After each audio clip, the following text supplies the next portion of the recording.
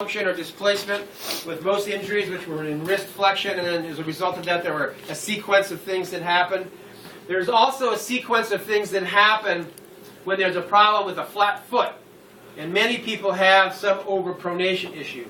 I know we really haven't discussed those yet because that will be next week, but many of these things, for example, a medial tibia, medial and or lateral femur, had to do with if you had flat feet or pes cavus kind of thing. So some of the indications come from that. So when a person walks, I'm going to exaggerate this because nobody really walks like this. So Michael Jackson. Yeah, Michael Jackson.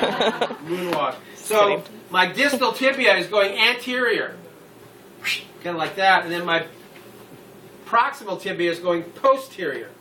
Is that also? So that's part of that pattern. Just with walking, that's kind of what happens in terms of the displacement pattern. And also with a flat foot, that's what happens. And so there's a correction for that. And then also remembering that with flat foot or not flat foot, there's either overpronation or over supination, which would be the pes cavus aspect. Then the tibia is either going to be medial or lateral, right? And so those are the three corrections that we're going to do for that. So the posterior tibia, I'm going to lift the leg up like this. I'm going to put my forearm in the popliteal fossa, kind of lifting it up and bringing the leg around like this. So I create like some leverage. And then what I'm going to do is I'm going to grab the distal aspect of the tibia, and I'm going to like push or thrust the calcaneus towards the ischial tuberosity, like that. Now, sometimes what you can do, you can notice it, I'm kind of putting my ASIS on the back of my thumb, like this. And so actually when I make my correction, it's my hip that's making the correction, not just my hand. It is certainly possible to just take the knee, if you think it's gone anterior, go like that. But it tends to go more posterior. Now the medial and the lateral corrections are very simple. They're like the varus and valgus stress test, except you're going to add a bit of a thrust. So in this case, you want to make sure that the leg, again, is straight. You want to make sure that you're perpendicular to the joint.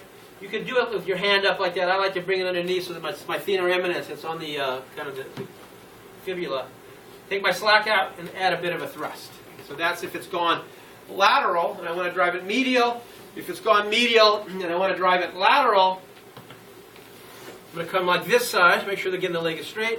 Take my slack out and just do my little like that.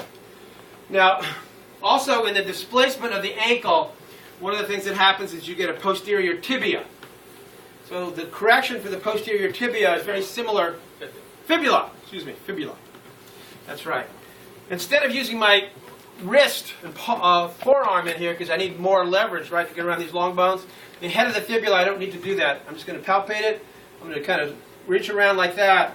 So just kind of like that palmar surface of my knuckle is behind the tibia. And then I'm going to do the same thing like I did for the posterior tibia, but not quite as much leverage or, again, just how they look different. This is posterior tibia, and then this is posterior fibula. All right, so with the remaining time, you can practice those up.